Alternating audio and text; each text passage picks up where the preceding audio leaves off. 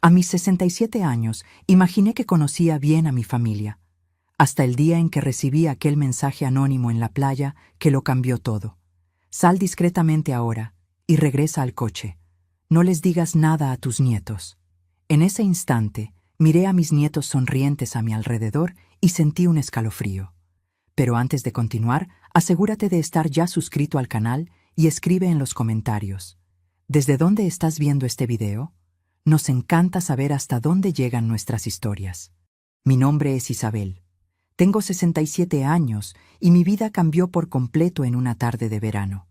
Era enero de 2024, un domingo particularmente caluroso en la playa de Cancún. Tras 2 años de luto por la pérdida de mi esposo Alfredo, finalmente había aceptado la insistente invitación de mi nieto Lucas para pasar un fin de semana con él y su esposa Amanda en su apartamento cerca de la orilla. Abuela, tienes que salir de esa casa. Ya hace mucho tiempo que el abuelo se fue, me había dicho Lucas durante su última visita, con esa sonrisa encantadora que siempre usaba cuando quería convencerme de algo desde niño. Lucas, mi único nieto, tenía 29 años y parecía estar prosperando. Graduado en administración, tenía un empleo en una empresa de inversiones, conducía un coche nuevo y siempre hablaba sobre oportunidades de negocios.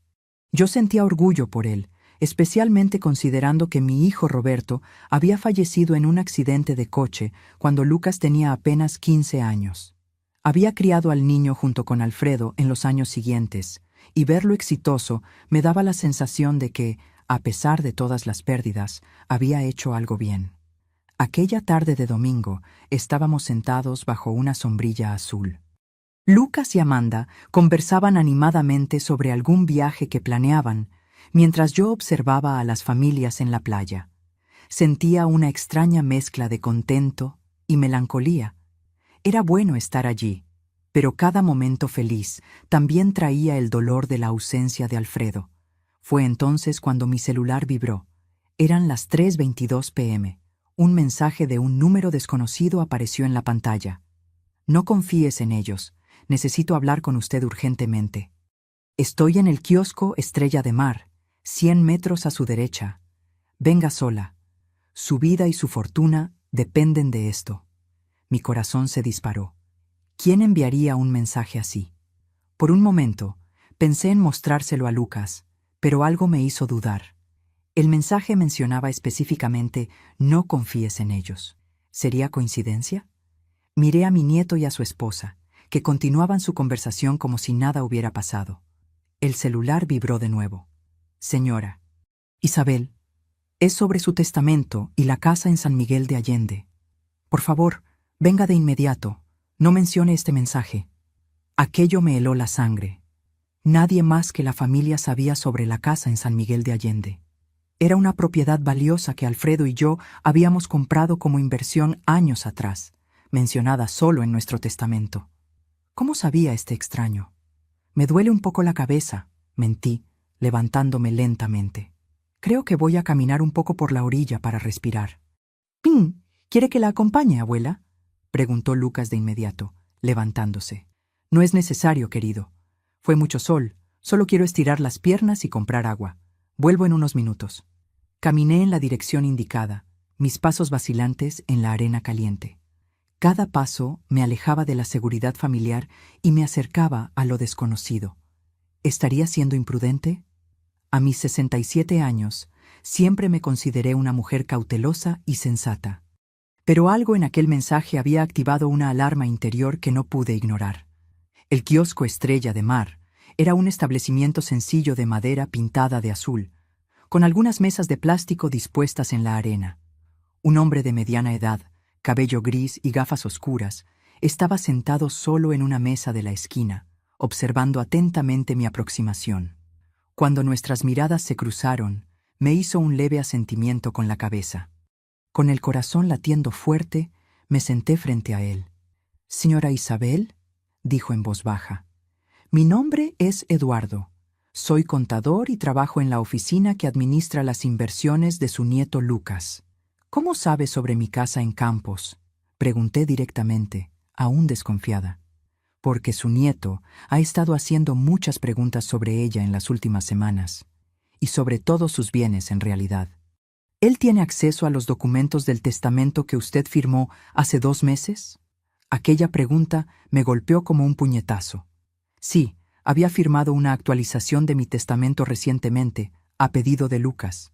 Él había insistido en que necesitaba modernizar mis documentos tras la muerte de Alfredo. ¿Cómo sabe eso?, murmuré, sintiendo un escalofrío.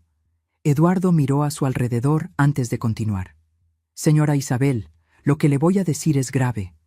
Descubrí accidentalmente que su nieto está involucrado en un esquema de fraude financiero. Está hundido en deudas con gente peligrosa y planea usar su patrimonio para pagar lo que debe. Eso es absurdo, respondí automáticamente, pero sin mucha convicción. Lucas no me haría eso. El testamento que usted firmó no es lo que piensa. Él reemplazó las páginas después de que usted firmara. En él, usted le transfiere todo a él de inmediato, declarándose mentalmente incapaz de gestionar sus bienes. Mi cabeza comenzó a dar vueltas. Las piezas del rompecabezas encajaban de forma terrible. Las invitaciones insistentes para que saliera de casa, la preocupación excesiva por mi salud, las preguntas constantes sobre mis inversiones y propiedades. ¿Por qué me está contando esto?, pregunté, mi voz temblorosa. Porque descubrí que no es la primera vez que hace esto. Hubo otra víctima antes de usted, una tía abuela suya por parte de padre. ¿Y por qué? Eduardo dudó. Porque encontré algo aún más perturbador en su computadora. Abrió una carpeta y me mostró la copia impresa de un correo electrónico. Era una conversación entre Lucas y alguien identificado solo como Dr. M. El contenido era explícito sobre aumentar gradualmente la dosis para garantizar que parezca natural.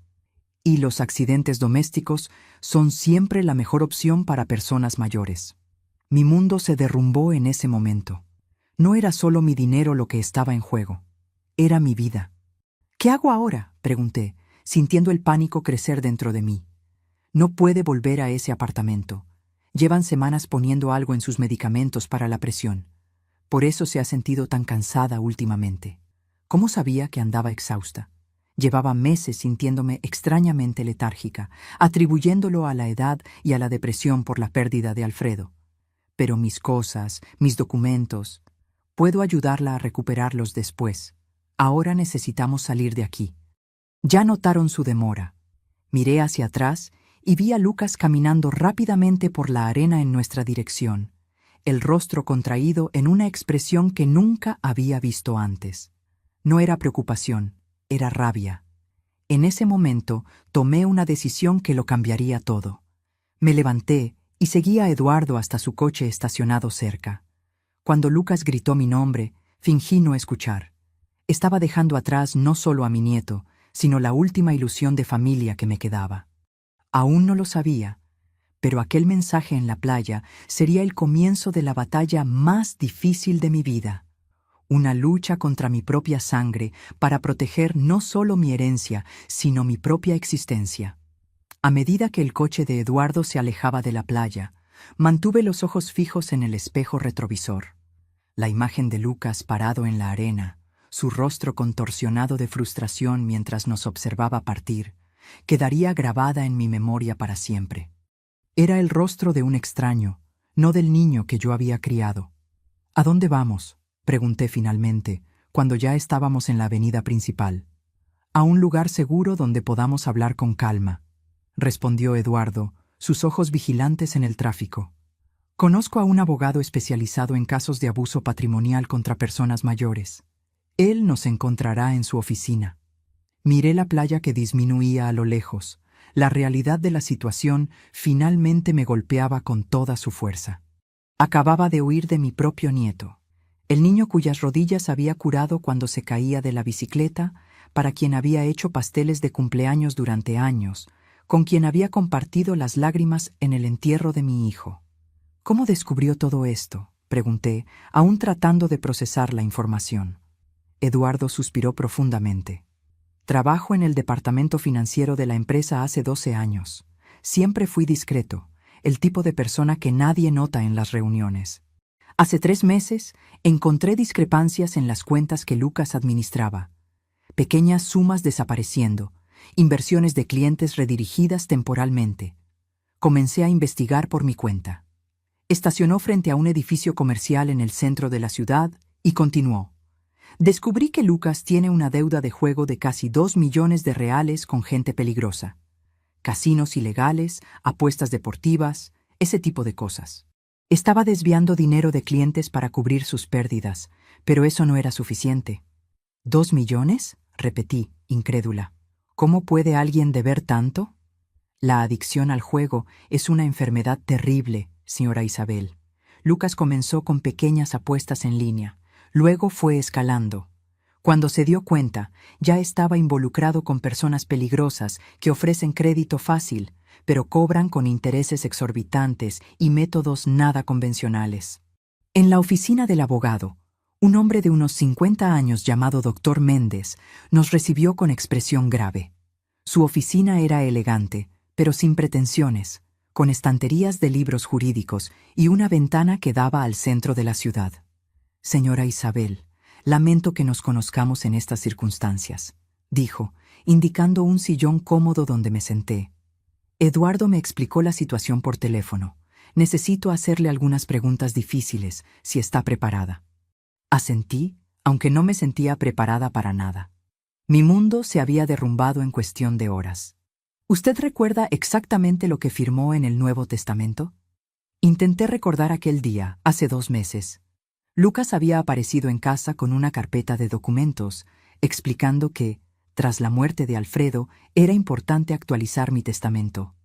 Dijo que era una simple actualización, que los documentos antiguos no contemplaban la nueva legislación. Había varias páginas. Firmé donde él indicó. El doctor Méndez intercambió una mirada significativa con Eduardo. ¿Y usted recuerda si las páginas estaban numeradas? ¿Si había algún sello oficial o marca de agua? Cerré los ojos, tratando de visualizar el documento. No estoy segura. Confié en él. Es mi nieto. Mi voz se quebró en la última frase. El dolor de la traición era casi físico. ¿Usted ha sentido síntomas inusuales recientemente? ¿Somnolencia excesiva? ¿Confusión mental? ¿Lapsos de memoria más allá de lo normal para su edad? Fue cuando las piezas comenzaron a encajar de forma aún más aterradora. Sí, he dormido mucho. A veces paso el día entero somnolienta. Lucas decía que era depresión por la muerte de Alfredo. Él comenzó a preparar mi té todas las noches. Decía que tenía hierbas calmantes. El doctor Méndez tomó notas rápidas. Necesitamos hacer un examen toxicológico de inmediato, dijo. Eduardo, ¿tiene las copias de aquellos correos electrónicos? Eduardo abrió su carpeta y sacó más documentos impresos. Uno de ellos tenía una lista de medicamentos, con nombres que yo no reconocía. Benzodiazepinas, murmuró el doctor Méndez al examinar la lista. Combinadas con otros sedantes. La intención era clara. Disminuir gradualmente su capacidad cognitiva, crear una apariencia de senilidad o demencia precoz. Pensé en los pequeños olvidos que había tenido en los últimos meses, en las veces que no podía encontrar las llaves u olvidaba nombres de personas conocidas. No era la edad. Me estaban envenenando lentamente. El plan de ellos era declararme incapaz y tomar control de todo, concluí, la voz temblorosa. No solo eso, Eduardo añadió sombríamente. Los correos electrónicos que encontré mencionaban una solución permanente en caso de que usted comenzara a sospechar. Mencionaban un accidente en la escalera de casa. Mi cuerpo entero tembló. El cuarto comenzó a dar vueltas. Me apoyé en la mesa para no caer. Mi propio nieto, susurré.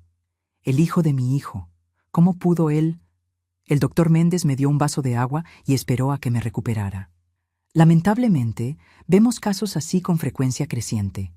La cuestión ahora es cómo protegerla y recuperar el control de sus bienes.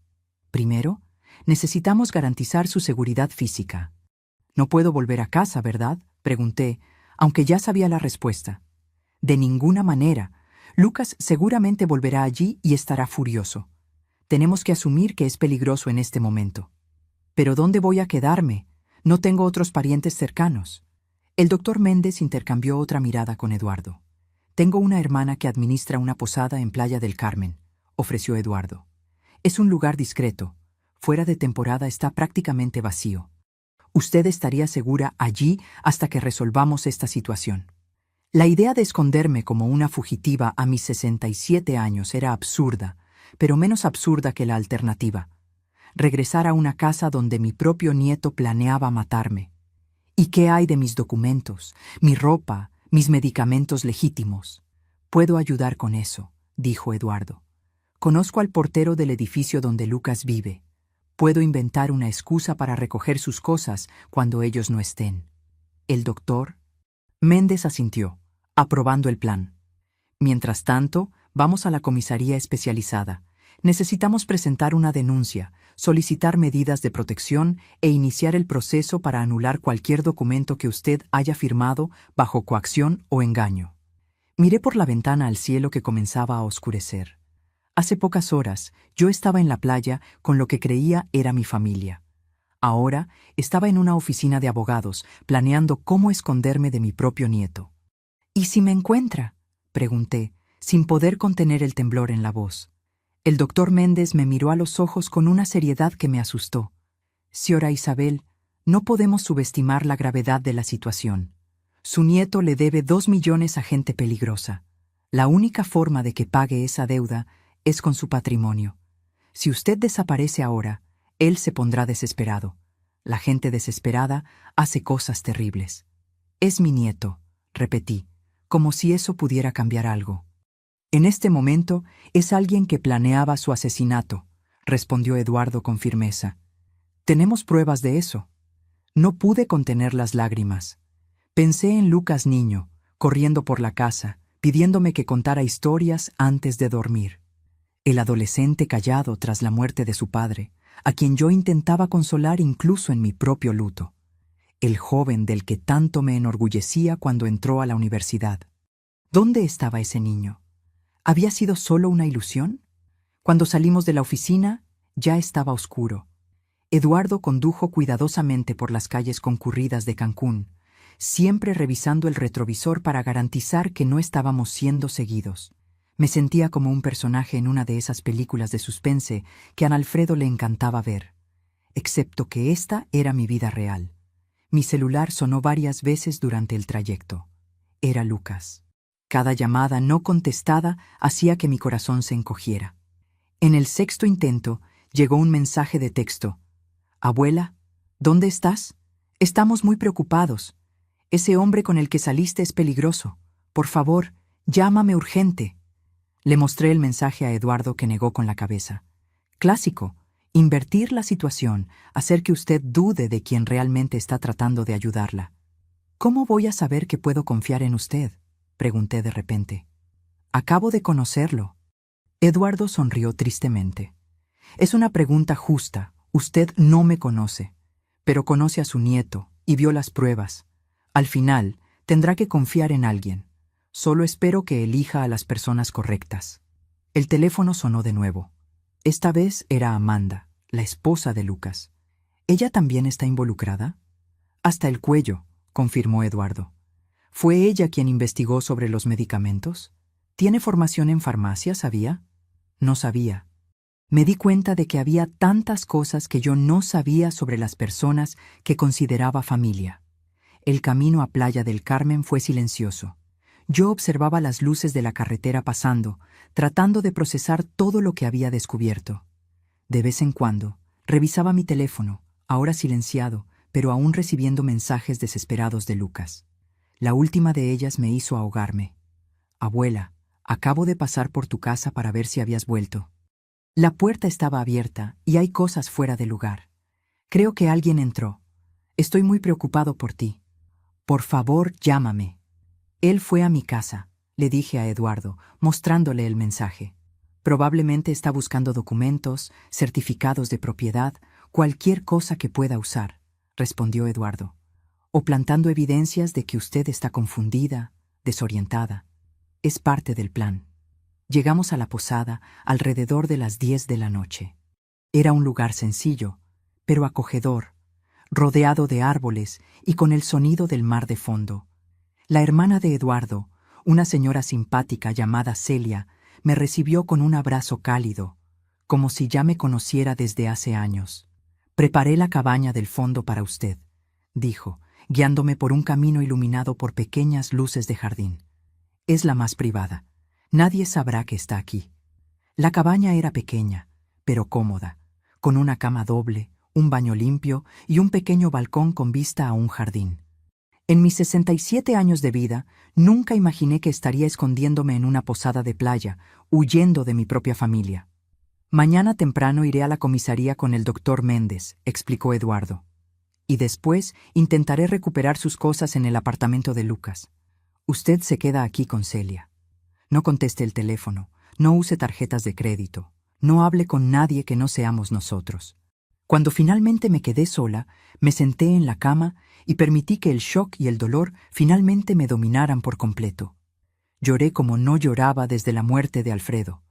Quizás más, porque esta vez no estaba llorando solo por una pérdida, sino por una traición que destruía todas mis memorias felices. ¿Qué diría Alfredo si supiera? ¿Qué pensaría mi hijo Roberto si viera en lo que se había convertido su hijo? Acostada en aquella cama extraña, mirando el techo desconocido, me hice una promesa a mí misma. No sería solo una víctima anciana e indefensa. Lucharía con todas mis fuerzas, no solo por mi patrimonio, sino por mi dignidad y por mi vida. Mi nieto había elegido comenzar esta guerra, pero yo sería quien la terminaría. Me desperté sobresaltada con golpes en la puerta. Por un momento me quedé desorientada, sin reconocer el cuarto donde me encontraba. Entonces las memorias del día anterior volvieron como una avalancha. El mensaje en la playa, la revelación de Eduardo, la fuga desesperada de mi propio nieto. «¿Doña Isabel? Soy yo, Celia. Traje el desayuno». Me relajé un poco. Miré el reloj de pulsera. 7:30 de la mañana. Había dormido más de lo que imaginaba posible, considerando las circunstancias. Abrí la puerta y Celia entró trayendo una bandeja con café, pan, queso y frutas. Su sonrisa amable parecía fuera de lugar en la pesadilla en que se había convertido mi vida. «¿Cómo se siente?», preguntó, colocando la bandeja sobre la pequeña mesa cerca de la ventana. «Como alguien que descubrió que vivió una mentira», respondí sinceramente, sentándome a tomar café. Celia asintió, comprensiva. Eduardo me contó lo básico. «Siento mucho por lo que está pasando. Sé que las palabras no ayudan mucho en este momento». Mientras comíamos, Celia me explicó que Eduardo había salido temprano para encontrarse con el doctor Méndez en la comisaría. Le pidió que no encendiera el celular ni saliera de la cabaña. Lucas probablemente la está buscando por todas partes. Un escalofrío recorrió mi espalda al pensar en Lucas buscándome. No con preocupación genuina, sino con rabia y desesperación por ver sus planes desmoronándose. ¿Puedo al menos encender la televisión? Necesito algo para distraerme. «Claro», respondió Celia, encendiendo el pequeño televisor en la esquina del cuarto. «Estaré en la recepción si necesita algo. Solo no atienda la puerta a nadie más que a mí o a Eduardo». Tras su salida, me quedé cambiando de canales sin realmente prestar atención a nada. Mi mente estaba repleta de preguntas y dudas. ¿Y si todo fuera un gran malentendido? ¿Y si Eduardo estuviera equivocado? O peor, tuviera sus propias intenciones oscuras. Decidí que necesitaba ver las pruebas por mí misma. Encendí mi celular, ignorando la advertencia de Eduardo. Inmediatamente, una inundación de notificaciones apareció. 15 llamadas perdidas de Lucas, 8 de Amanda, 3 mensajes de voz. Con el corazón acelerado, abrí el primer mensaje. «Abuela, por el amor de Dios, ¿dónde estás? Ese hombre con el que saliste es un exempleado que fue despedido por robo. Te está engañando. La policía ya los está buscando a los dos. Llámame, estoy desesperado». La voz de Lucas sonaba genuinamente preocupada. Por un momento, la duda creció en mí. ¿Y si había cometido un error terrible? El segundo mensaje era aún más perturbador. «Abuela, acabo de hablar con tu médico. No puedes quedarte sin tus medicamentos, es peligroso. Estás confundida, no estás pensando con claridad. Ese hombre te está manipulando. Por favor, vuelve a casa». La manipulación era evidente. Lucas estaba jugando con mis miedos, tratando de hacerme dudar de mi propia cordura. Exactamente como Eduardo había previsto. El tercer mensaje era diferente. La voz de Lucas estaba más baja, casi un susurro. Abuela, sé que estás con él. Sé lo que te dijo sobre mí. Son mentiras. Pero si no vuelves mañana, voy a tener que tomar medidas. La casa de campos, las inversiones, todo eso es legalmente mío ahora. Tú firmaste. No me obligues a declararte incapaz. Sería un escándalo para la familia. Mi sangre se heló. Ya no era una súplica preocupada, era una amenaza velada. La confirmación de todo lo que Eduardo me había contado. Apagué el teléfono con las manos temblorosas, sintiéndome nauseada. No había más dudas. Mi propio nieto, el último lazo familiar que me quedaba, me estaba amenazando. El teléfono de la cabaña sonó, sobresaltándome. Contesté vacilante. «Doña Isabel, es Celia. Eduardo acaba de llamar. Él y el doctor Méndez están en camino. Tienen noticias importantes». 1 hora después, Eduardo y el doctor Méndez llegaron a la cabaña. Ambos parecían tensos, pero determinados. El abogado llevaba una carpeta llena de documentos. «Logramos presentar la denuncia», comenzó el doctor Méndez, sentándose a la pequeña mesa. «Y obtuvimos una medida de protección de emergencia contra Lucas y Amanda. Legalmente, no pueden acercarse a usted». «Como si un trozo de papel pudiera protegerme», comenté amargamente. «Es un comienzo», respondió Eduardo. «Pero tenemos noticias más graves. Pasé por el apartamento de Lucas cuando sabía que no estaría allí. El portero es mi amigo, como mencioné. Logré recuperar algunas de sus cosas, pero también encontré esto». Colocó sobre la mesa una pequeña caja de medicamentos. «Este es supuestamente su medicamento para la presión alta. Lo mandé a analizar a toda prisa en un laboratorio particular donde tengo contactos. No es el medicamento que debería ser. Contiene una combinación de sustancias, incluyendo benzodiazepinas en dosis creciente». El doctor Méndez asintió gravemente. «Esto fortalecerá nuestra acción criminal contra él. Intento de homicidio con dolo eventual, como mínimo». «Y hay más», continuó Eduardo, abriendo un sobre. «Encontré el verdadero testamento que usted firmó antes de que Lucas reemplazara las páginas. Compare con este otro, que obtuvimos en la notaría donde fue registrado». Examiné los dos documentos lado a lado. Parecían idénticos a primera vista. Ambos tenían mi firma al final de cada página, pero el contenido era completamente diferente. En el documento original, yo dejaba el 70% de mis bienes a Lucas, con la condición de que cuidara la casa de campos, que tenía valor sentimental por haber sido comprada con Alfredo. El otro 30% iría a instituciones de caridad. En el documento alterado, yo declaraba estar en plena conciencia, pero preocupada por mi capacidad futura para administrar mis bienes debido a episodios recurrentes de confusión mental y olvido. El texto transfería inmediatamente la administración de todo mi patrimonio a Lucas, con una cláusula que lo convertía en mi curador en caso de incapacidad mental que ciertamente se agravará con el tiempo. «Esto es monstruoso», murmuré, sintiendo una ola de náusea. «Es fraude documental», corrigió el doctor Méndez. «Y tenemos cómo probarlo. Las páginas reemplazadas tienen diferencias sutiles en el papel y en la fuente usada. Un perito grafotécnico podrá confirmar que algunas firmas fueron copiadas o falsificadas. Conseguimos información financiera también», añadió Eduardo, mostrando más papeles. «Lucas debe exactamente 1,87 millones a un prestamista conocido como Tiburón. El plazo final para el pago es en 2 semanas. Coincidentemente, el mismo periodo en que él planeaba su accidente doméstico». «¿Cómo descubrieron todo esto tan rápido?», pregunté, impresionada a pesar del horror. «He estado monitoreando las actividades de Lucas durante semanas», admitió Eduardo. «Inicialmente por las irregularidades en la empresa. Cuando me di cuenta de que usted estaba en peligro, intensifiqué la investigación. Tengo algunos contactos que, bueno, digamos que saben cómo obtener información». El doctor Méndez carraspeó, como si prefiriera no saber los detalles. «Lo importante es que tenemos pruebas suficientes para iniciar procesos civiles y criminales. Pero Lucas no se quedará quieto. Ya comenzó a actuar. ¿Qué quiere decir? Él también presentó una denuncia, alegando que usted está desaparecida y posiblemente secuestrada por un ex empleado inestable. También inició un proceso de interdicción de urgencia, alegando que usted sufre de demencia incipiente y está poniendo en riesgo su propia seguridad. «Eso es absurdo», exclamé, sintiendo una mezcla de rabia y desesperación. «¿Cómo puede inventar esas mentiras sobre mí?» «Lamentablemente es una táctica común en casos así», explicó el doctor Méndez. «Quien ataca primero generalmente establece la narrativa dominante.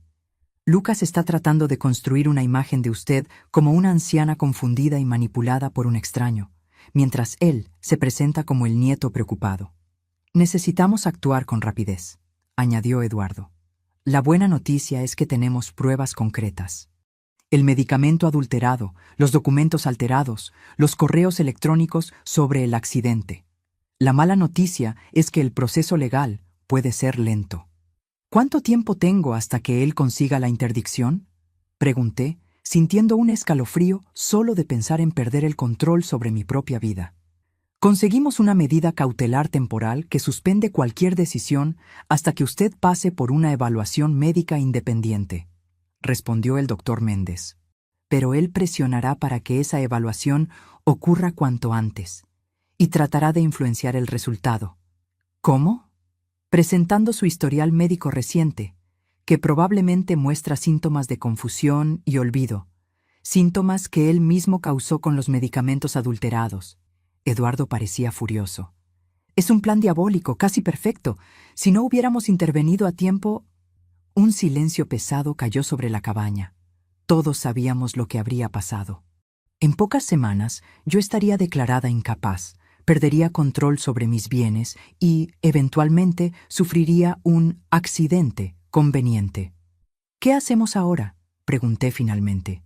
«Primero, necesitamos garantizar que usted pase por una evaluación médica completa con médicos de nuestra confianza», respondió el doctor Méndez, «incluyendo exámenes toxicológicos que muestren las sustancias que estaban siendo administradas sin su conocimiento.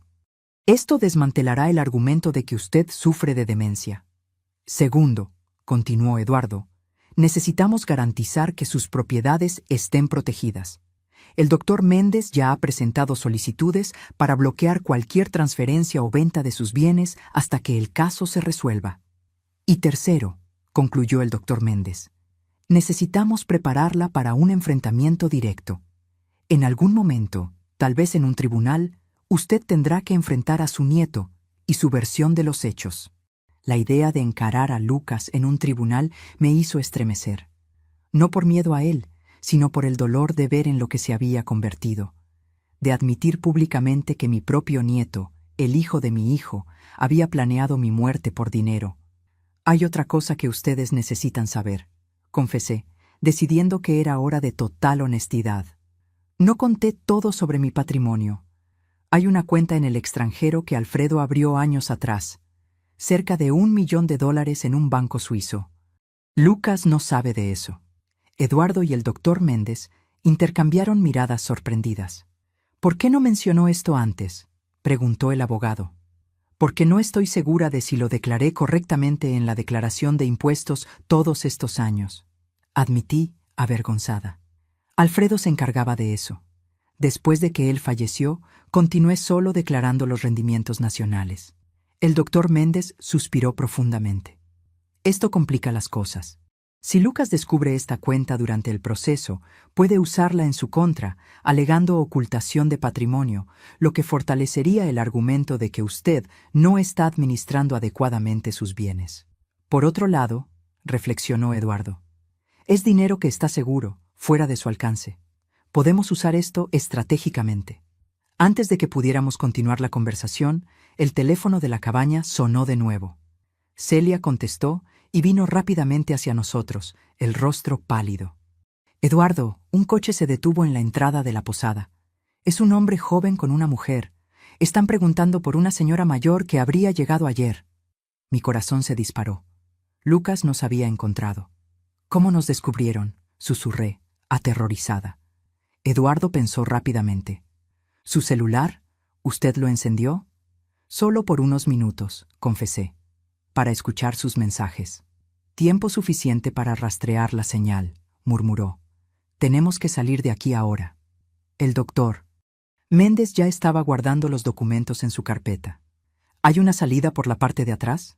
Sí, da a un sendero que lleva a la playa, respondió Celia. Mi coche está estacionado allí atrás. Pueden usarlo. Mientras Eduardo y el doctor Méndez reunían apresuradamente nuestras cosas, me quedé paralizada, mirando por la ventana de la cabaña que daba al jardín. La realidad de la situación me golpeó con toda su fuerza. Estaba literalmente huyendo de mi propio nieto, como en una película de suspense. Doña Isabel, necesitamos irnos, insistió Eduardo, tocando suavemente mi hombro. Ellos no pueden verla. Asentí, forzando mis piernas temblorosas a moverse.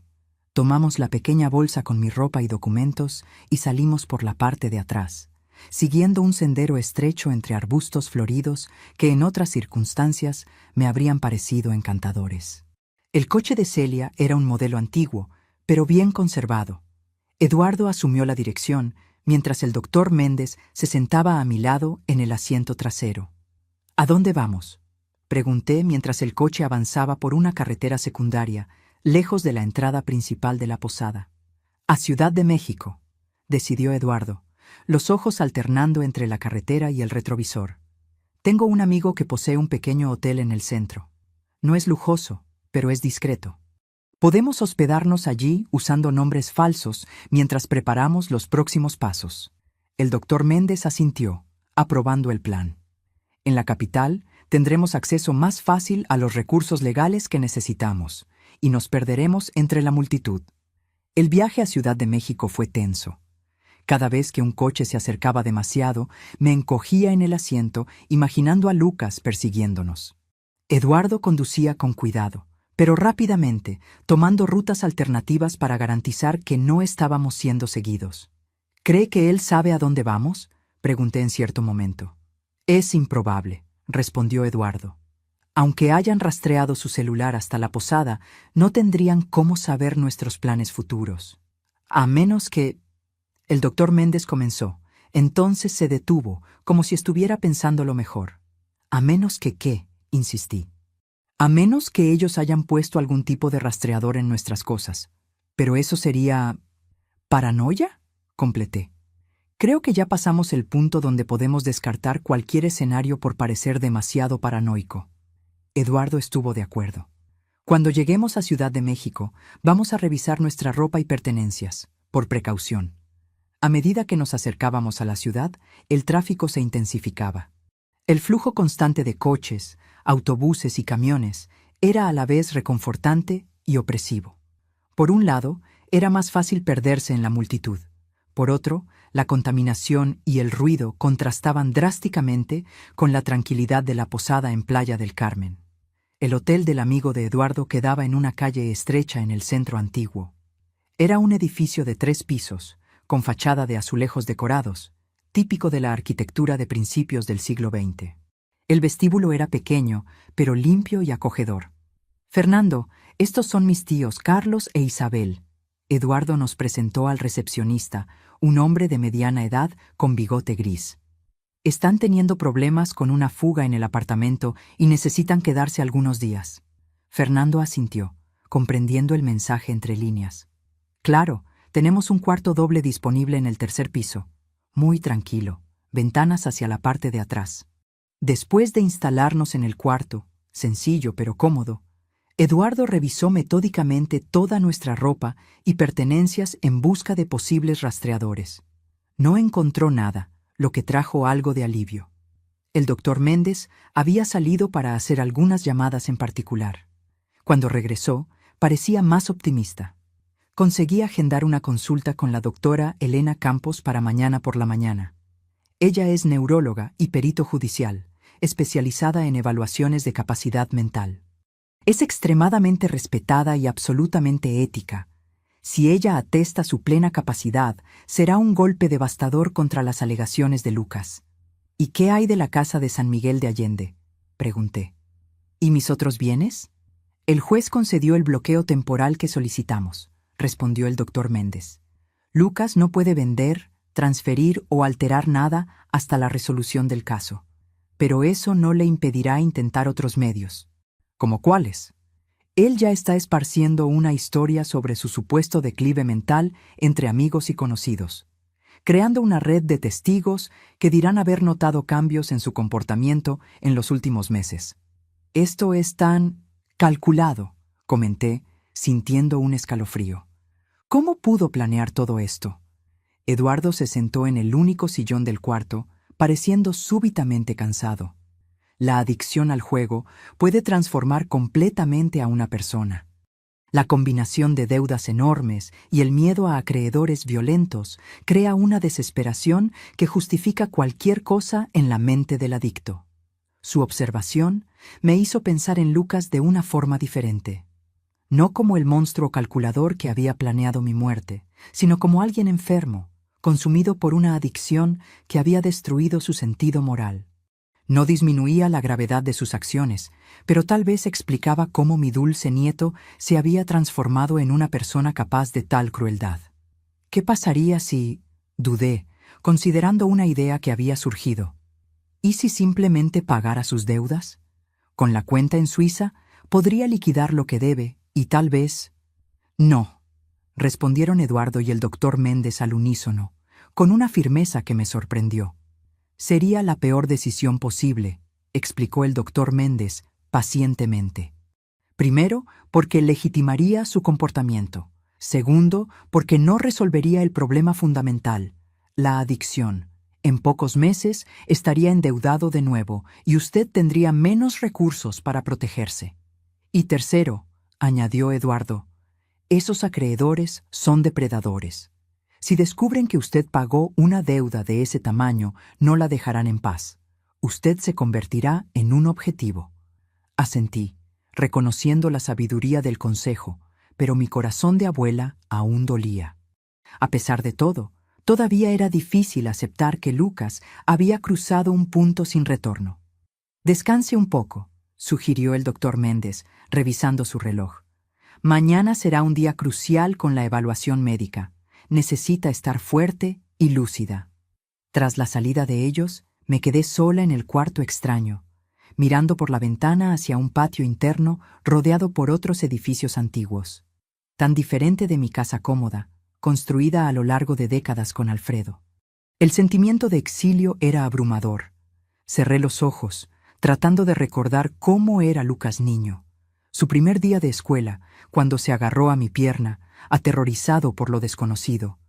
El adolescente quieto tras la muerte de su padre, a quien yo intentaba consolar incluso en mi propio luto. El joven orgulloso, vistiendo la toga el día de su graduación. ¿Dónde estaría aquel niño ahora? ¿Todavía existiría, enterrado bajo capas de adicción y desesperación? ¿O había desaparecido completamente, sustituido por alguien capaz de planear fríamente la muerte de su propia abuela? Con esas preguntas dolorosas en la mente, me dormí un sueño agitado, repleto de pesadillas, donde Lucas me perseguía por escaleras interminables, siempre a punto de alcanzarme. La mañana siguiente amaneció gris y lluviosa, un cielo que parecía reflejar mi estado de ánimo. Desperté temprano, después de una noche de sueño fragmentado. Mi cabeza me latía con un leve dolor, quizás resultado de la tensión acumulada o de los medicamentos adulterados que habían dejado mi sistema gradualmente en los últimos días. Eduardo llegó a las 8:30, trayendo café y panes frescos. Su rostro demostraba cansancio, pero había una determinación en sus ojos que me daba fuerza. ¿Cómo se siente?, preguntó mientras arreglaba el pequeño desayuno sobre la mesa del cuarto. Como alguien que descubrió que su vida entera era una farsa, respondí, tratando de sonreír, pero fallando. No todo era falso, observó Eduardo gentilmente. El amor que usted le dio a Lucas durante años fue real. Las memorias felices que compartieron eran verdaderas. Lo que sucedió después no borra eso. Sus palabras, aunque bien intencionadas, tocaron una herida abierta. ¿Cómo confiar en cualquier recuerdo ahora? ¿Cuántas de las risas, de los momentos de cariño, de las confidencias compartidas con mi nieto habían sido genuinas y cuántas habían sido calculadas para manipularme? Tenemos que salir en 20 minutos para la consulta con la doctora Elena, informó Eduardo, cambiando de tema al notar mi incomodidad. El doctor Méndez nos encontrará directamente en la clínica. Consiguió copias de los exámenes médicos que Lucas adjuntó a la solicitud de interdicción. Son de hace 3 meses, cuando usted estuvo en el hospital con mareos. ¿Recuerda? Recordaba vagamente. Había tenido un episodio de vértigo después del almuerzo en casa de Lucas. En su momento, lo atribuí al calor y al cansancio. Ahora me daba cuenta de que probablemente ya estaban empezando a drogarme. En esos exámenes ya había señales de algunas sustancias inusuales en su organismo, continuó Eduardo. Lucas usó los resultados para alegar que usted ya presentaba síntomas de declive cognitivo hacía meses, pero la doctora Elena sabrá interpretar correctamente lo que estaba sucediendo. La clínica de la doctora Elena quedaba en un barrio elegante de Ciudad de México, en un edificio moderno de fachada espejada. Al entrar en la recepción elegante, con sillones de cuero y una fuente decorativa, me sentí fuera de lugar en mi ropa sencilla e improvisada. El doctor Méndez ya nos esperaba, conversando en voz baja con una mujer alta y elegante de aproximadamente 50 años, cabello gris corto y gafas de montura fina. Su bata blanca impecable contrastaba con un collar colorido artesanal que le daba un aire accesible a pesar de la postura formal. «Doña Isabel, esta es la doctora Elena Campos», nos presentó el doctor Méndez. La médica me saludó con un apretón de manos firme y una sonrisa gentil. «Vamos a mi consultorio. Necesitamos hacer una evaluación completa y tengo muchas preguntas». Las 3 horas siguientes fueron agotadoras. Primero, la doctora Elena recogió muestras de sangre y orina para análisis toxicológicos.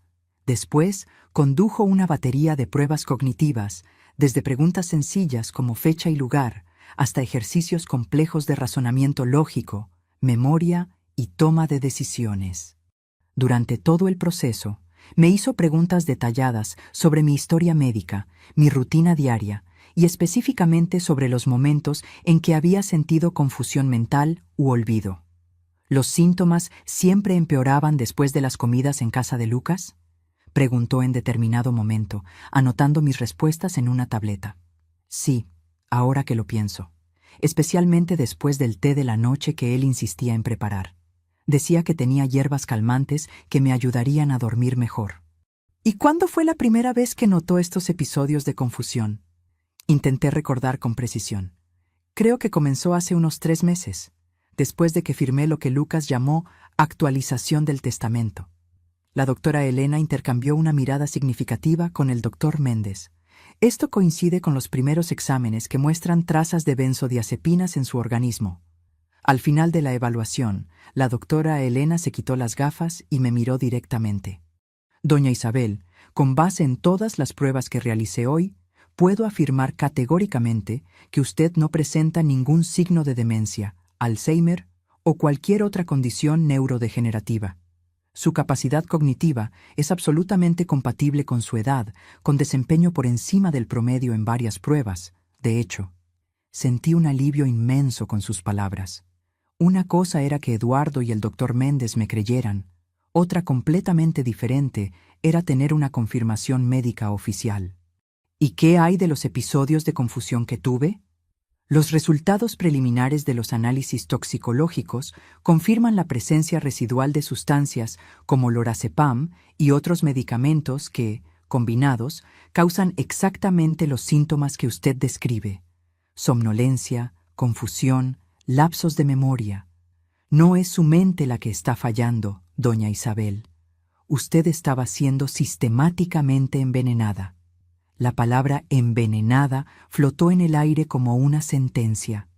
Era una cosa saber intelectualmente lo que Lucas estaba haciendo, otra completamente diferente escuchar a una médica respetada confirmar el horror en términos tan claros. «Voy a emitir un informe completo al final del día», continuó la doctora Elena. «El doctor Méndez puede usar esto tanto para derribar la solicitud de interdicción como para fundamentar el proceso criminal contra su nieto». De vuelta en el coche, después de la consulta, me permití llorar por primera vez desde que habíamos huido de la posada. No eran lágrimas de miedo o autocompasión.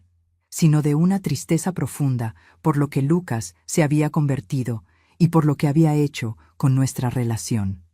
«¿Qué pasa ahora?», pregunté cuando finalmente me calmé. «Ahora contraatacamos», respondió el doctor Méndez con firmeza, con el informe de la doctora. «Elena, no solo derribamos la solicitud de interdicción, sino que invertimos el juego. Vamos a interponer acciones criminales por intento de homicidio, fraude documental, administración de sustancias nocivas sin consentimiento y estafa». «¿Cuánto tiempo hasta que esto se resuelva?». El doctor Méndez dudó. «Los procesos criminales pueden llevar meses, a veces años. Pero la parte civil, relacionada con la protección de sus bienes y la anulación de los documentos fraudulentos, puede resolverse más rápidamente, especialmente con las evidencias que tenemos». La perspectiva de un largo proceso judicial me asustaba. A mis 67 años, no tenía tantos años por delante para desperdiciar en tribunales. «¿Y qué hay de Lucas?», pregunté. «¿Será arrestado?». «Con las evidencias que tenemos, es altamente probable», respondió el doctor Méndez. «Intento de homicidio con premeditación es un crimen grave. Sumado a las otras acusaciones, puede enfrentar una pena considerable». La idea de mi nieto en prisión me causaba sentimientos contradictorios. Por un lado, él había planeado fríamente mi muerte. Por otro, era el hijo de mi hijo, el último pedazo de familia que me quedaba. ¿Existe alguna alternativa?», pregunté vacilante. «¿Alguna forma de resolver esto sin destruir completamente lo que queda de nuestra familia?». Eduardo y el doctor Méndez intercambiaron miradas preocupadas. «Doña Isabel», comenzó Eduardo gentilmente, «entiendo su deseo de preservar los lazos familiares, pero necesito ser muy claro. Lucas sobrepasó todos los límites posibles. No fue solo un fraude financiero o una manipulación emocional. Él estaba literalmente planeando su muerte». «Estoy de acuerdo con Eduardo», añadió el doctor Méndez. «Nuestra principal preocupación tiene que ser su seguridad. Lucas demostró que está dispuesto a todo para conseguir su patrimonio. Incluso si usted decide no continuar con las acusaciones criminales, aún necesitamos garantizar que él no tenga más acceso a usted o a sus bienes».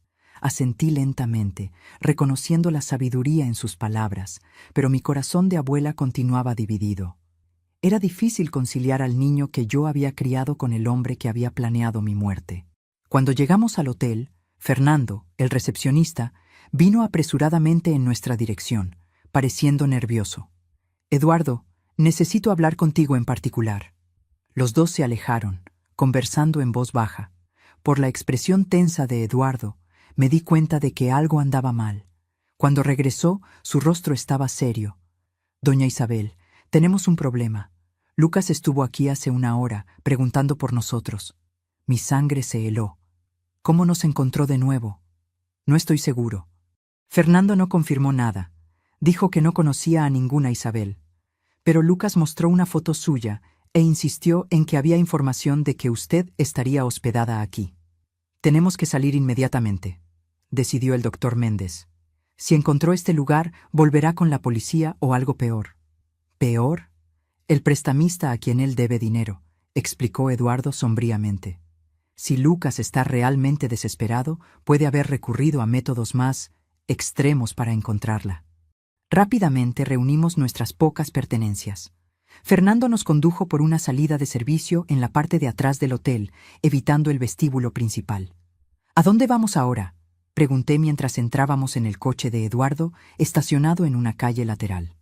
«A mi apartamento», decidió Eduardo. «No es grande, pero tiene seguridad en el edificio, y es el último lugar donde Lucas pensaría en buscar». «¿Qué?». Mientras cruzábamos la ciudad congestionada, miré por la ventana a la gente en las aceras, siguiendo sus vidas normales. ¿Cómo mi existencia había cambiado tan drásticamente en pocos días? De una viuda tranquila visitando al nieto en la playa a una fugitiva, escondiéndose de su propia sangre, durmiendo en lugares extraños, temiendo por su vida. El apartamento de Eduardo quedaba en un barrio de clase media, en un edificio de apariencia común, pero con portero y cámaras de seguridad. Era pequeño y organizado, con una decoración minimalista que combinaba con su personalidad práctica. «No es mucho, pero estamos seguros aquí», dijo, mostrándome el cuarto de huéspedes, un cubículo con solo una cama individual y un pequeño armario. El doctor Méndez había salido para entregar personalmente el informe de la doctora Elena al juez responsable del caso. Quiero garantizar que no haya ningún extravío de documentos, explicó antes de partir. Sentada en la pequeña sala de Eduardo, exhausta física y emocionalmente, pregunté algo que me había estado incomodando. ¿Por qué está haciendo todo esto por mí? ¿Arriesgando su empleo, su seguridad, abriendo su casa a una extraña? Eduardo detuvo lo que estaba haciendo y se sentó en el sofá frente a mí. Sus ojos reflejaban una mezcla de determinación y tristeza, porque hace 6 años, mi propia abuela pasó por algo similar. Respondió con voz baja. Mi tío, el hijo mayor de ella, hizo casi lo mismo. Manipuló documentos, convenció a todos de que ella estaba senil, asumió control de todo. Cuando finalmente lo descubrimos, era demasiado tarde. Ella murió sola en un asilo de 5ª categoría, donde él la había internado para ahorrar dinero, mientras vivía en la mansión de ella. Sus puños se cerraron con el recuerdo doloroso. Yo era demasiado joven, no tenía recursos o conocimiento para ayudarla. Cuando vi lo que Lucas estaba planeando hacer con usted, juré que esta vez sería diferente, que esta vez yo haría algo. Sus palabras me conmovieron profundamente. En medio de la pesadilla en que se había convertido mi vida, encontré un alma gentil, alguien dispuesto a arriesgarlo todo para ayudar a una desconocida por principios morales. Gracias, susurré, sosteniendo su mano. No sé lo que habría pasado si usted no me hubiera enviado aquel mensaje en la playa. Sabemos exactamente lo que habría pasado, respondió sombríamente.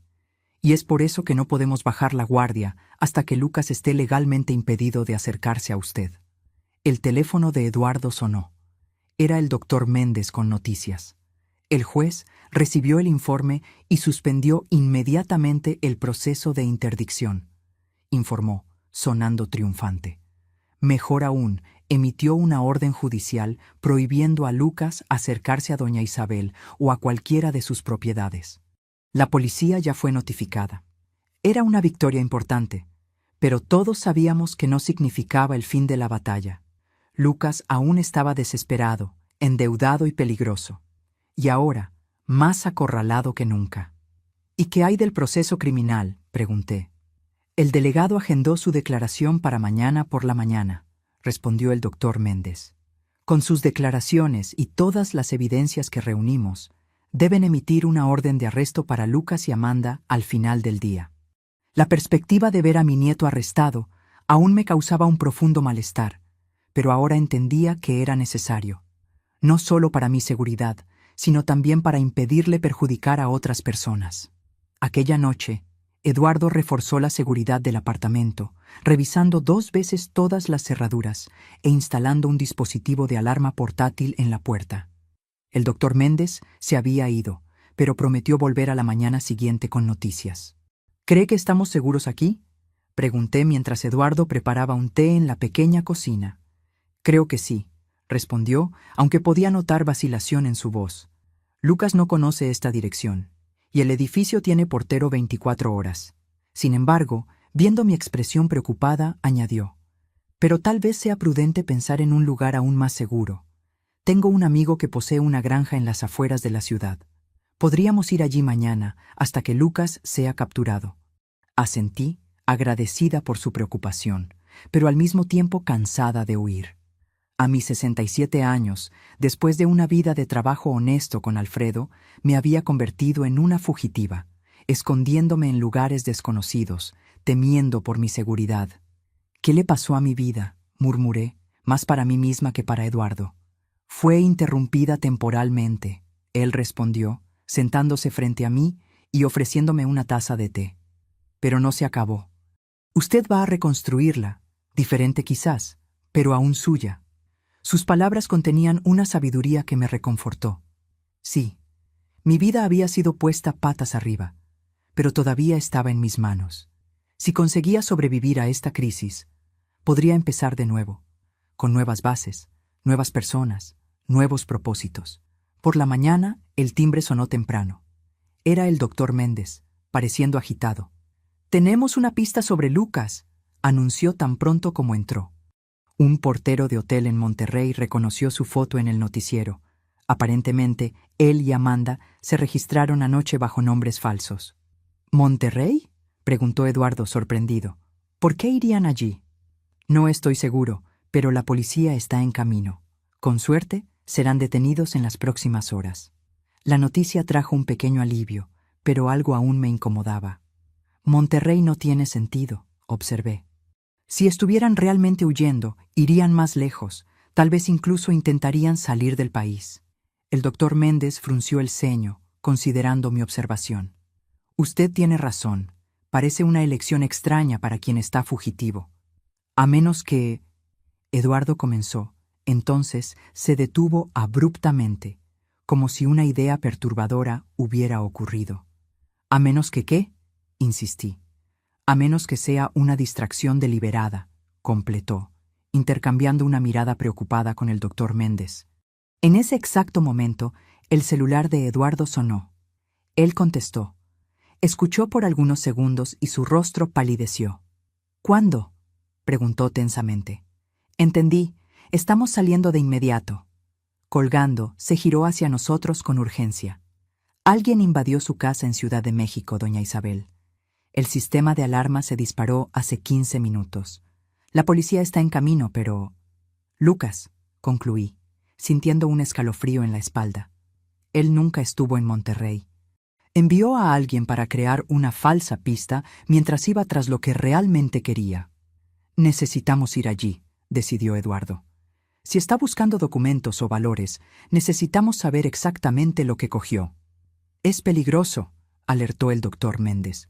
Si Lucas todavía está en la casa, la policía ya debe haber llegado, argumentó Eduardo. Y necesitamos evaluar los daños, ver lo que buscaba. A regañadientes, el doctor Méndez estuvo de acuerdo, y en 20 minutos estábamos en el coche, dirigiéndonos a mi casa, un lugar que yo no veía desde aquella fatídica ida a la playa, que parecía haber ocurrido hace una eternidad, aunque hubiera sido solo hace unos días. Al acercarnos a la calle familiar, vi 2 patrullas de policía estacionadas frente a mi casa. El pequeño jardín que yo cuidaba con tanto cariño parecía intacto, pero la puerta principal estaba visiblemente dañada. Un policía nos abordó cuando salimos del coche. La casa fue invadida, explicó. La alarma asustó al invasor, que huyó antes de nuestra llegada, pero causó bastante daño allí dentro. Parece que buscaba algo específico. Entrando en la casa, me quedé choqueada con lo que vi. Cajones volteados, armarios abiertos, documentos esparcidos por el suelo. Mi santuario, el hogar que había compartido con Alfredo por décadas, profanado por la avaricia y desesperación de mi propio nieto. Fue directo a la oficina, observó Eduardo, caminando por el pasillo. Sabía exactamente lo que buscaba. En la pequeña oficina, el caos era aún mayor. El escritorio antiguo, que tanto le encantaba a Alfredo, había sido dañado, sus cajones arrancados y vaciados. La caja fuerte, empotrada en la pared, estaba abierta, su contenido desaparecido. ¿Qué había en la caja fuerte?, preguntó el doctor Méndez. Algunas joyas de familia, documentos importantes y... Dudé, recordando algo que casi había olvidado. Los datos de acceso a la cuenta en Suiza. Eduardo y el doctor Méndez intercambiaron miradas alarmadas. Si Lucas consiguió esos datos, habló Eduardo lentamente, puede intentar acceder a la cuenta remotamente, transferir todo el dinero.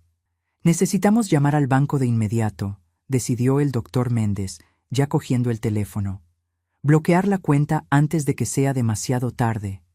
Mientras ellos se ocupaban de eso, caminé lentamente por la casa, absorbiendo la extensión de la violación. Cada habitación contenía memorias.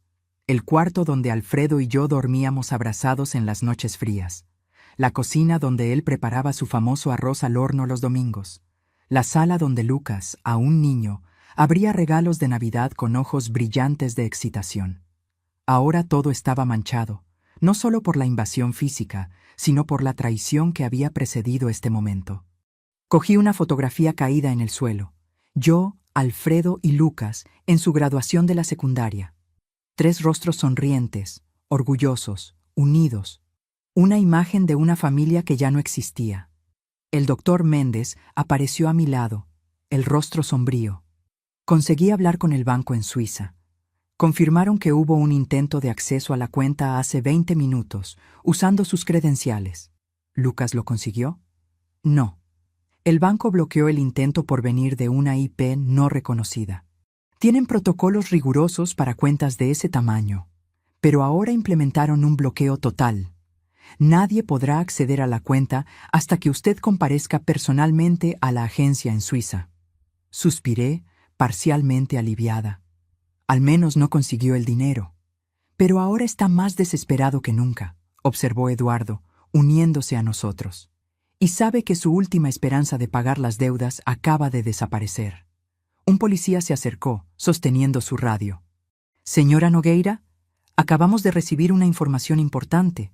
Un vehículo registrado a nombre de Lucas Nogueira fue avistado en la carretera hacia San Miguel de Allende hace cerca de 1 hora. La mención de San Miguel de Allende hizo que mi corazón se disparara. La casa de veraneo, la propiedad que tenía tanto valor sentimental para mí y Alfredo. Está yendo a la casa de Campos, concluí. Tal vez crea que hay algo de valor allí, algo que pueda vender rápidamente.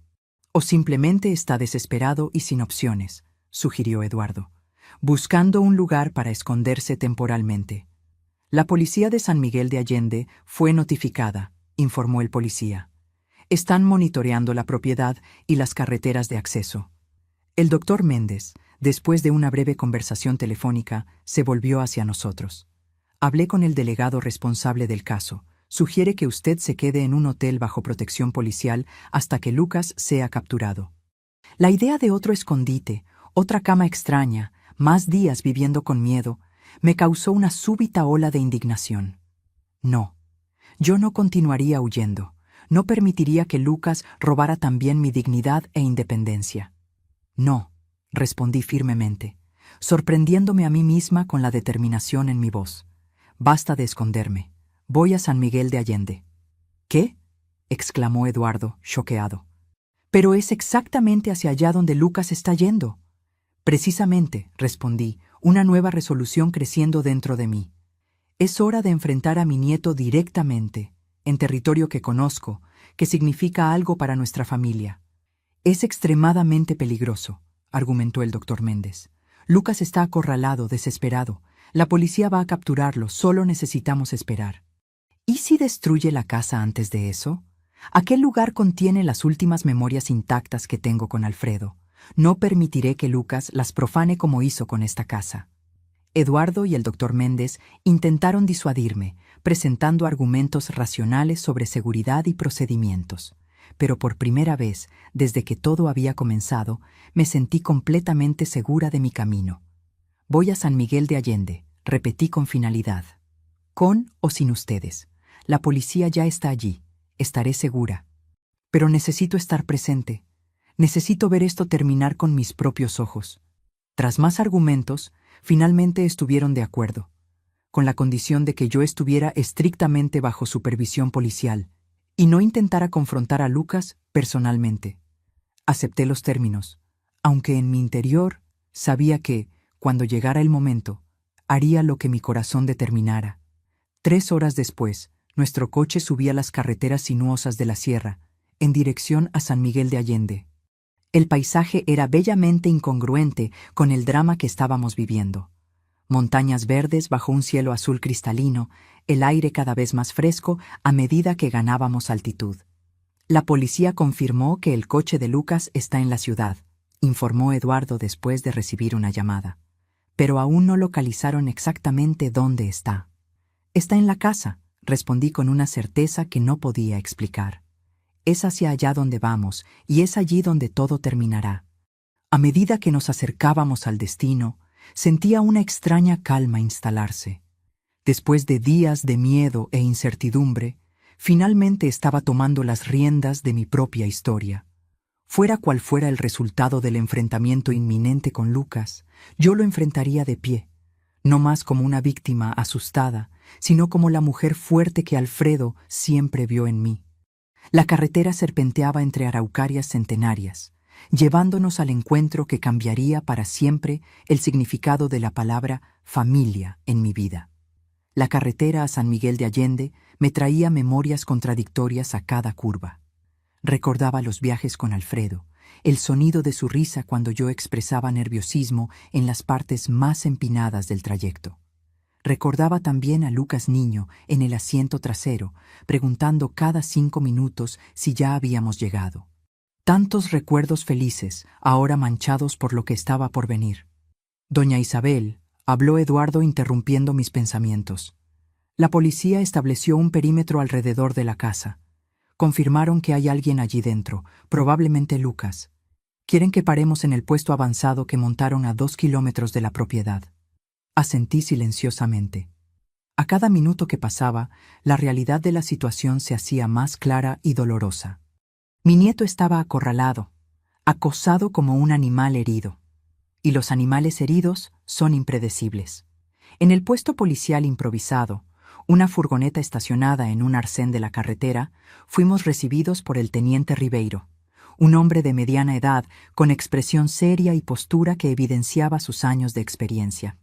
«Señora Nogueira», me saludó formalmente. «Tenemos la situación bajo control. Su casa está rodeada. Identificamos a 2 individuos en el interior. Creemos que son Lucas y Amanda Nogueira. Parecen estar buscando algo, moviéndose de una habitación a otra». «¿Están armados?», preguntó el doctor Méndez. «No tenemos confirmación visual de armas, pero estamos procediendo con la suposición de que pueden estarlo». La idea de Lucas armado me causó una nueva ola de angustia. ¿Qué le había pasado? ¿Cómo el niño dulce que yo conocía se había transformado en alguien de quien la policía necesitaba protegerse? «¿Cuál es el plan?», pregunté, tratando de mantener la compostura. «Estamos tratando de establecer comunicación. Enviamos mensajes por el altavoz, pero hasta ahora no obtuvimos respuesta. Si continúan sin responder, tendremos que considerar una entrada táctica». «¿Entrada táctica? ¿Quiere decir invadir la casa por la fuerza?», pregunté alarmada. «Es un último recurso, señora, pero si evaluamos que hay riesgo de autoagresión o destrucción significativa de propiedad, podemos necesitar intervenir». La idea de policías armados invadiendo la casa que Alfredo y yo habíamos elegido como nuestro refugio de paz me era insoportable, y la posibilidad de que Lucas reaccionara violentamente, siendo herido o peor, no, tenía que haber otra solución. «Déjenme hablar con él», propuse súbitamente. «De ninguna manera», respondieron Eduardo y el doctor Méndez casi al unísono. «Es muy arriesgado», completó el teniente. «Su nieto está mentalmente inestable y desesperado. No podemos permitir que la señora se exponga a ese peligro». «Él no me hará daño», argumenté, aunque una voz interior cuestionaba esa certeza. «Conozco a Lucas desde que nació. Sé cómo hablar con él». «Con todo respeto, señora», el teniente respondió pacientemente. «El Lucas que usted conocía planeó envenenarla y falsificar su muerte en un accidente. No podemos confiar en ninguna previsibilidad de comportamiento en este momento». Sus palabras eran verdaderas, pero aún así, algo dentro de mí insistía en que yo necesitaba intentarlo. No solo por Lucas, sino por mí misma. Por algún cierre que tuviera sentido en medio de toda esta locura. «Teniente», el doctor Méndez intervino, dándose cuenta de mi determinación. «Tal vez podamos llegar a un compromiso. ¿Y si doña Isabel hablara con Lucas por teléfono? Desde una distancia segura, sin contacto físico». El teniente consideró la idea por un momento. «Eso podría funcionar. Podríamos usar el megáfono para instruirle a contestar el teléfono de la casa. Si acepta conversar, puede ayudar a desescalar la situación». Tras más discusiones sobre seguridad y procedimientos, el plan fue aprobado. Yo hablaría con Lucas por el teléfono fijo de la casa, mientras permanecería en la furgoneta policial, lo suficientemente lejos para estar segura, pero lo suficientemente cerca para que mi voz pudiera potencialmente calmarlo. «Recuerde», me instruyó Eduardo mientras yo me preparaba, «no importa lo que diga, manténgase firme. Él puede intentar manipularla de nuevo, jugar con sus emociones. No caiga en esa trampa». Asentí, agradecida por el consejo, aunque sabía que sería más fácil decirlo que hacerlo. Lucas conocía mis puntos débiles, mis detonantes emocionales. Había pasado años estudiándolos meticulosamente para su manipulación.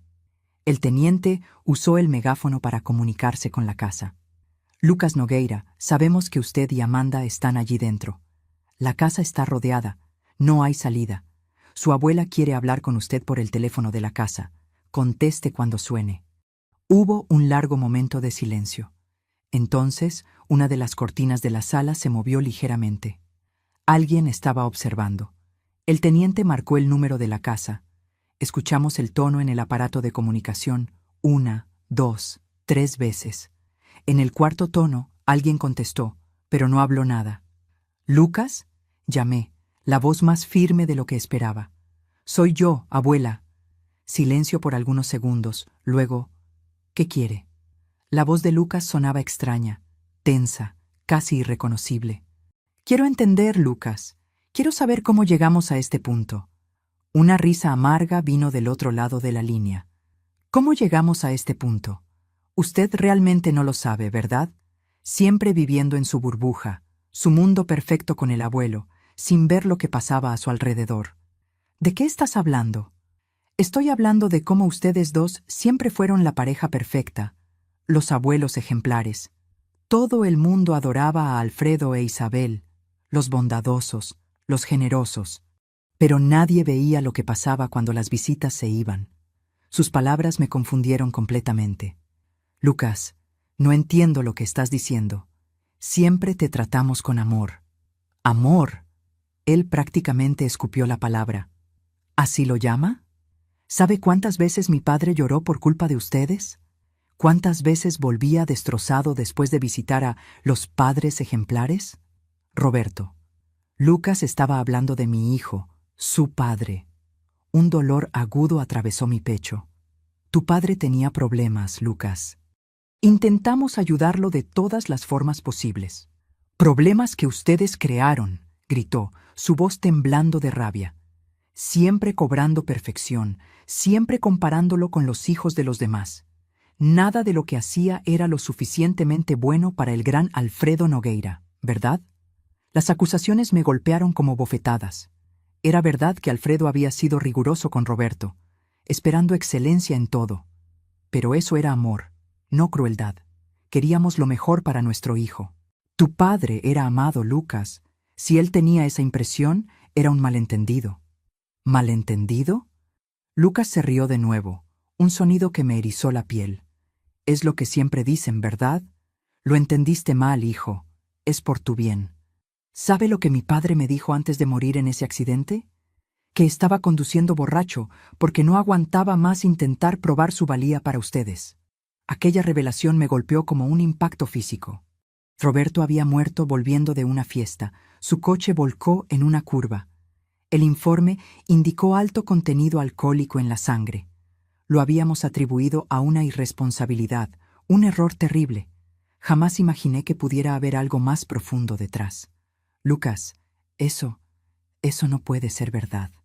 Mi voz falló. «Es la única verdad que me importa», respondió, la amargura evidente. «¿Y después de que murió? Ustedes me acogieron, claro. Los abuelos ejemplares no abandonarían al nieto huérfano. Pero siempre mirándome como si esperaran que yo cometiera los mismos errores de mi padre. Siempre presionándome para ser perfecto, para no desperdiciar oportunidades como él». Sus palabras abrieron una herida que yo ni siquiera sabía que existía. Era verdad que, tras la muerte de Roberto, Alfredo y yo habíamos sido particularmente exigentes con Lucas.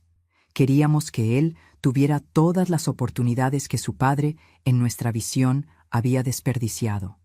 Pero eso había sido interpretado de una forma completamente diferente por el niño que sufría el luto de su padre. «Lucas, si así fue como te sentiste, lo siento mucho. De verdad. Pero, ¿eso justifica intentar matarme?». Hubo una pausa larga. Cuando habló de nuevo, su voz estaba más controlada, casi fría. «No, nada lo justifica. Yo me perdí, abuela. Me perdí completamente». Un suspiro profundo. Comencé a apostar para sentir algo, cualquier cosa. para tener control sobre algo en mi vida. Cuando me di cuenta, debía millones a gente que no acepta excusas. Podríamos haber conversado, Lucas. Yo te habría ayudado de alguna forma. ¿Cómo? ¿Dándome un sermón sobre responsabilidad financiera? ¿Comparándome con el hijo de su amigo que se hizo médico? Se rió amargamente. Además, ya era demasiado tarde. El tiburón no es exactamente paciente con deudores. O yo pagaba o... Entonces decidiste que yo tenía que morir. Concluí, el dolor de aquella verdad aún fresco. Fue idea de Amanda inicialmente, admitió después de un momento. Ella dijo que sería más limpio, más rápido.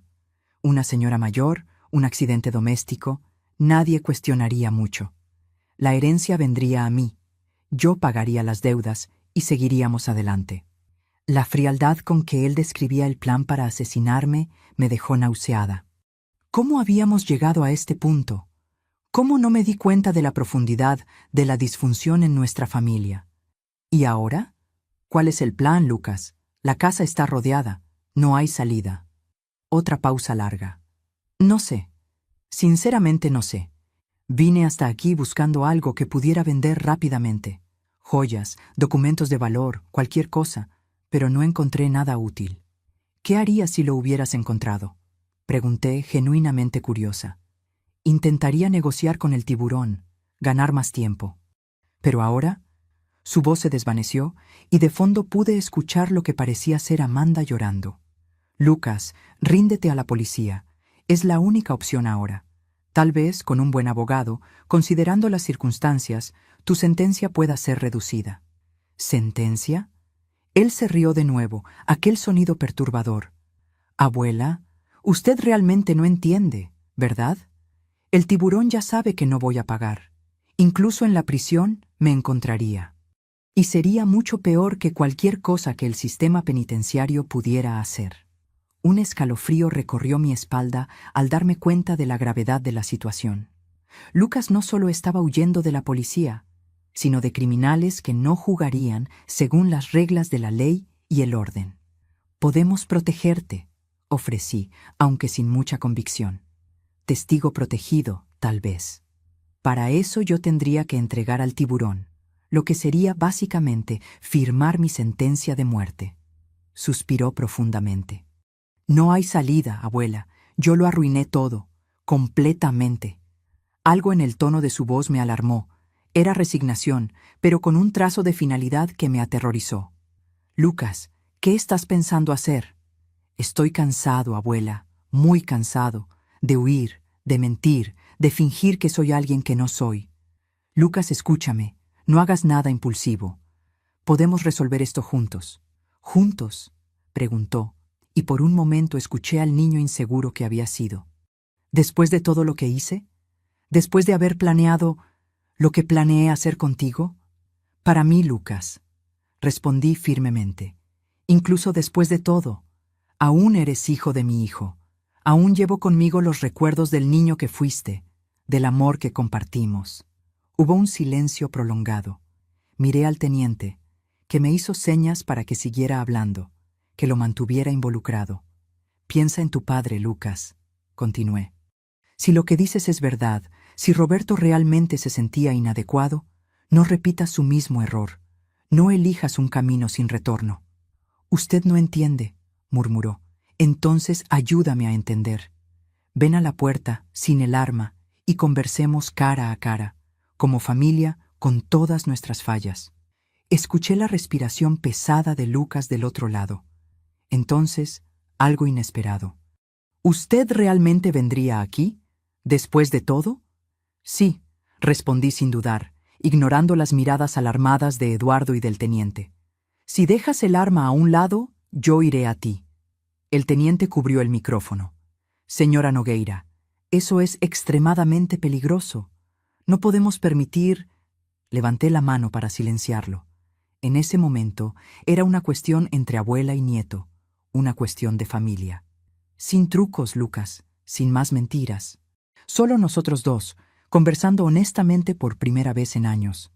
Después de lo que pareció una eternidad, Lucas respondió: «Ok, voy a dejar el arma sobre la mesa de la sala. Estaré esperando en el balcón, solo. Amanda se quedará dentro de la casa.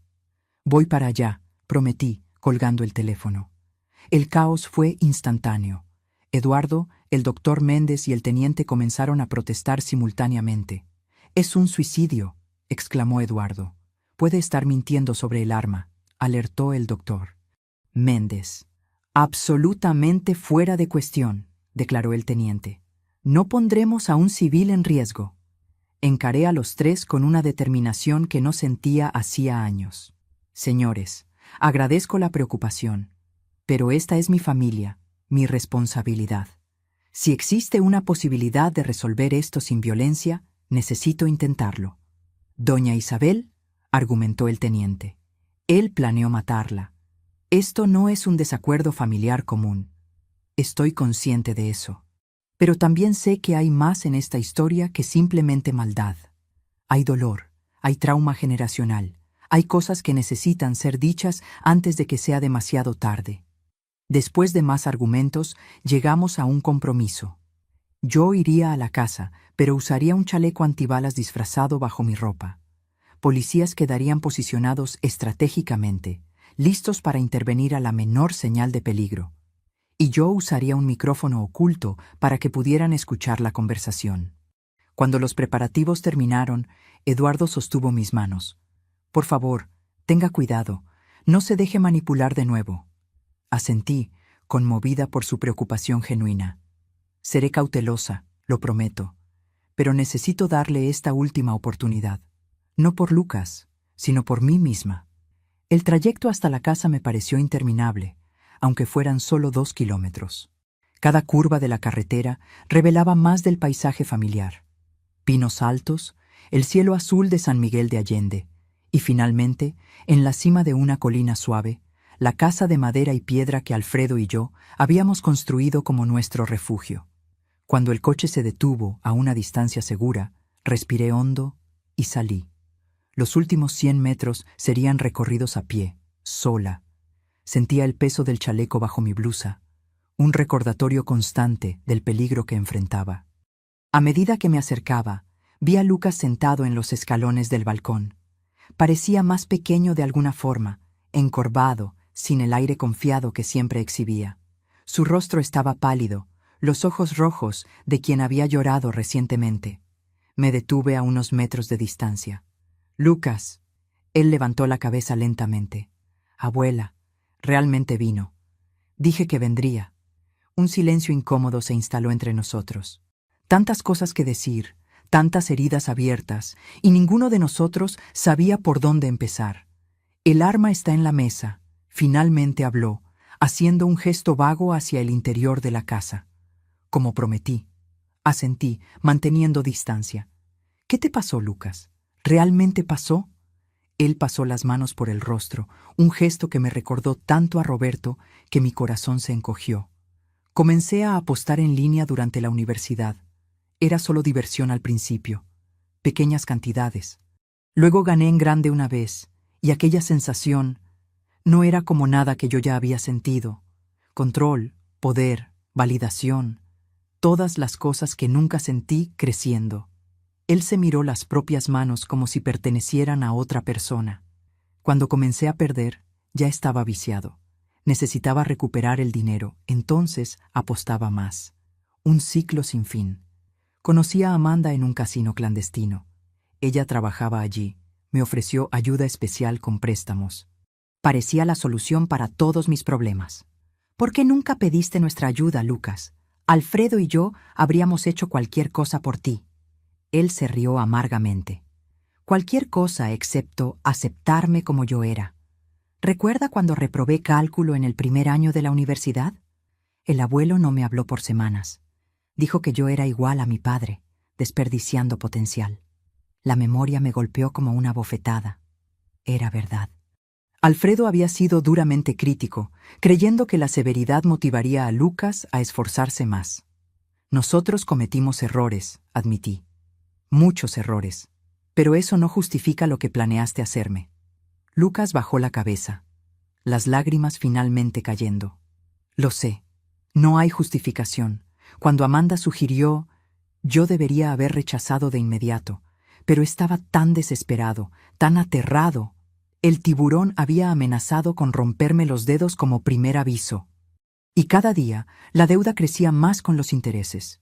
Entonces decidiste que mi muerte sería la solución. No fue una decisión consciente, no inicialmente. Fue más como una pendiente resbaladiza. Primero, solo queríamos su firma en algunos documentos. Después, nos dimos cuenta de que usted podría cuestionar las transferencias. Entonces vino la idea de hacerla parecer incapaz mentalmente. Y finalmente, el accidente. Completé. Él asintió, incapaz de repetir la palabra. ¿Realmente habrías llegado hasta el final?, pregunté, la pregunta que me había atormentado desde el principio. Lucas se quedó en silencio por un largo momento. No sé, respondió finalmente. Quiero decir que no, que nunca conseguiría lastimarle físicamente. Pero después de cruzar tantas líneas, honestamente, no sé más de lo que soy capaz. Su honestidad brutal era dolorosa, pero también extrañamente liberadora. Por primera vez en años, estábamos realmente conversando, sin manipulaciones o agendas ocultas. ¿Y ahora?, pregunté. ¿Qué pretendes hacer? ¿Qué opciones tengo? La prisión es inevitable y el tiburón eventualmente me encontrará, dentro o fuera de ella. Existe protección para testigos, sugerí.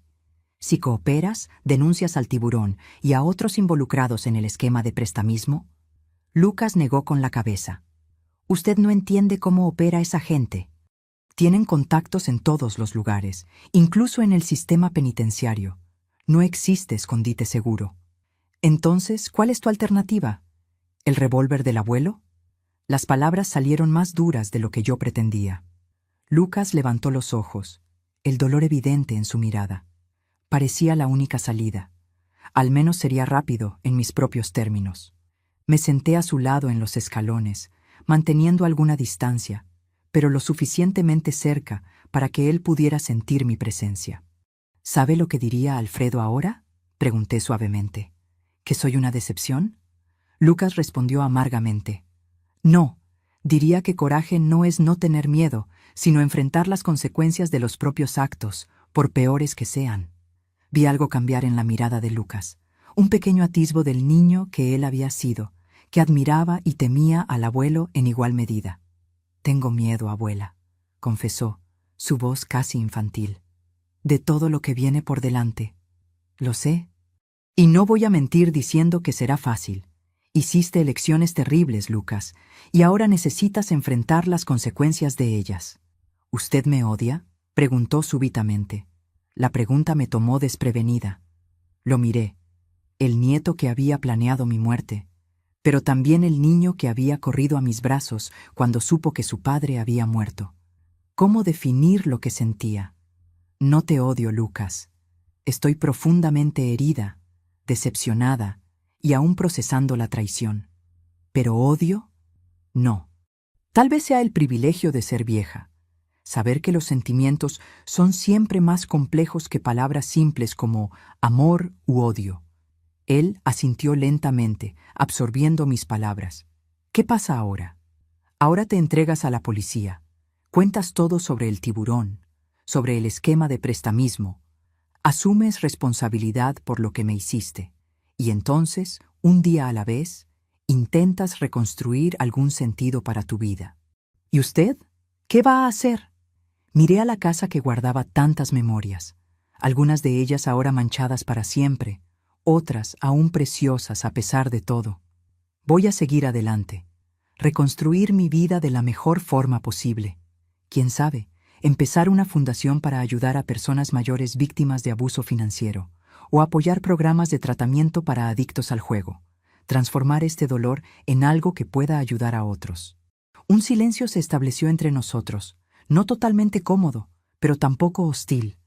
Era el silencio de dos personas enfrentando una verdad difícil sobre su relación y el futuro. Finalmente, Lucas se levantó. «Estoy listo», dijo simplemente. Le hice una señal al teniente, que esperaba a una distancia discreta.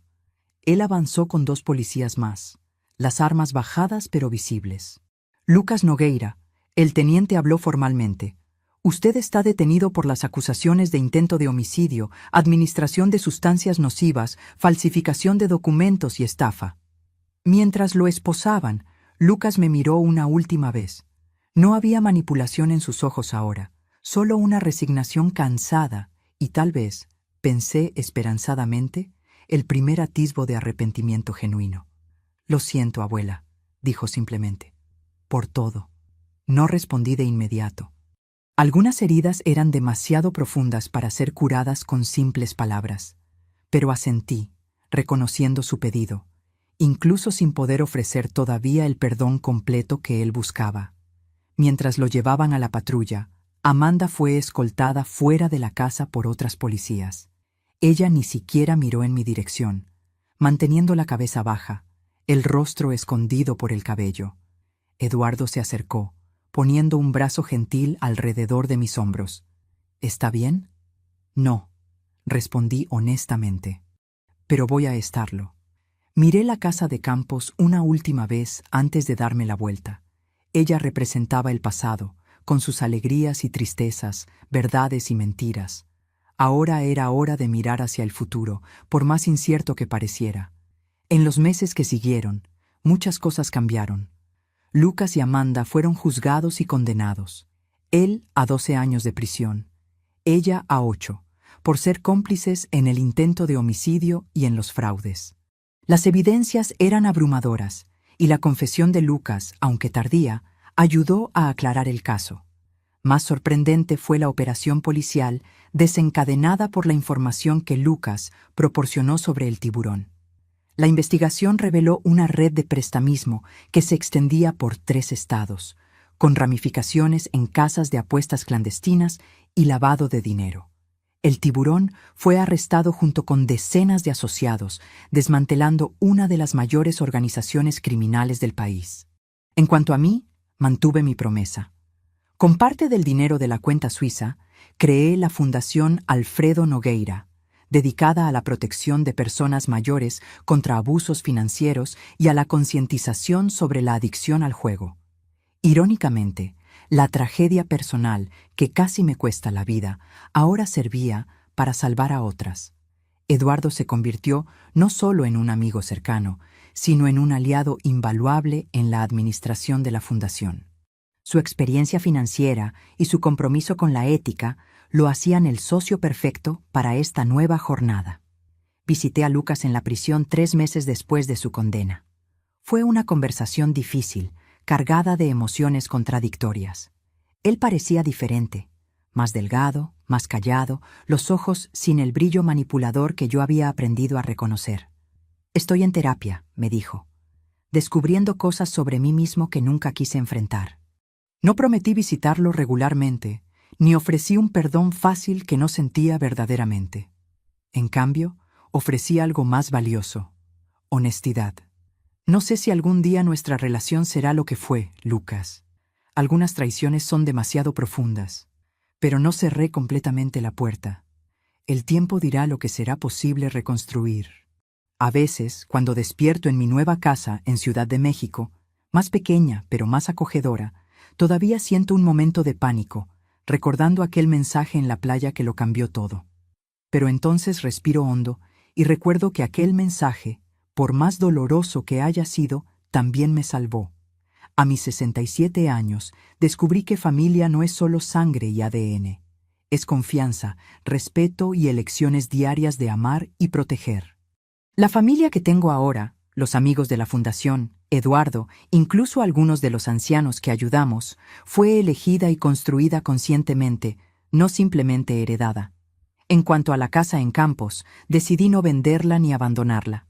En cambio, la transformé en un centro de retiro para personas mayores víctimas de abusos, un lugar donde pueden recuperarse y reconstruir sus vidas. Las memorias felices que compartí allí con Alfredo, y sí, incluso con Lucas niño, no fueron borradas. Ahora solo coexisten con el dolor, como sucede con todas las historias de familias reales. En el balcón de aquella casa, donde tuve la conversación final con Lucas antes de su arresto, instalé un banco con una placa simple: para nuevas historias y segundas oportunidades. Es allí donde me siento en las tardes de verano, observando a personas mayores caminando por el jardín, encontrando fuerza en su vulnerabilidad compartida. Y cuando el sol comienza a ponerse sobre las montañas, pienso en cómo la vida puede cambiar completamente en un único momento, con un mensaje inesperado de un extraño en una playa soleada. Ahora, si te gustó esta historia, haz clic en este próximo video que está apareciendo en la pantalla porque en él hay una historia de traición y revuelta como nunca has visto antes.